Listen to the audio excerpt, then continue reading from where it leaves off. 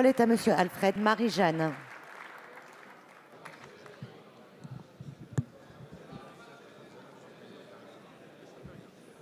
La question s'adresse au Premier ministre.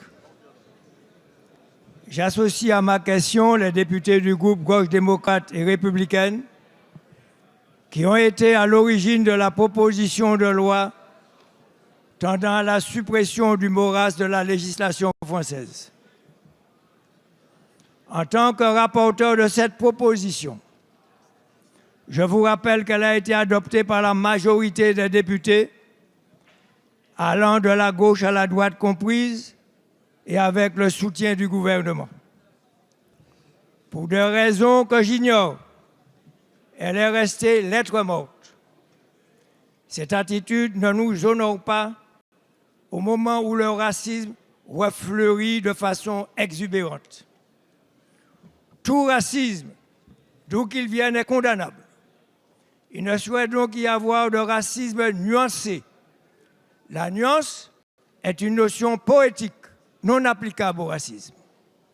Monsieur le Premier ministre, en vertu des prérogatives que vous confère expressément l'article 48 de la Constitution, nous vous demandons d'inscrire cette proposition de loi à l'ordre du jour du Sénat, comme il est d'ailleurs de coutume pour les propositions adoptées dans l'une des deux chambres pour un examen dans un délai que nous souhaitons aussi court que possible.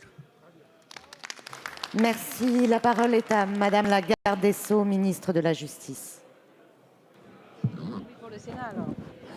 Madame la Présidente, Mesdames, Messieurs les députés, Monsieur le député Alfred Marie-Jeanne, l'Assemblée nationale a en effet beaucoup travaillé de façon à trouver des solutions claires et juridiquement solides à cette volonté qui est à la fois politique et éthique de supprimer ce mot race. Dans la Constitution, c'était la première volonté. Ensuite, dans l'ensemble de la législation. Et c'est ce qui a été fait sur la base de la proposition de loi du groupe auquel vous appartenez et qui a été discutée ici le 16 mai 2013. Je représentais le gouvernement à ce débat et je me souviens de la très grande qualité des interventions, à vrai dire, sur l'ensemble des bancs de l'Assemblée, le sujet ayant été particulièrement travaillé par vous. C'est ainsi que 59 dispositions législatives ont été modifiées grâce à cette proposition de loi à ce stade de la discussion. Et le mot race n'a pas été simplement supprimé. Toutes ces occurrences ont été remplacées, soit par racistes, soit par des périphrases contenant racisme, parce que notre souci était d'éviter de créer un vide juridique et donc de réduire la protection des victimes de propos et d'actes racistes. Ce combat est symbolique. Symbolique au sens où il donne de la force aux valeurs sur lesquelles repose l'ordre juridique français.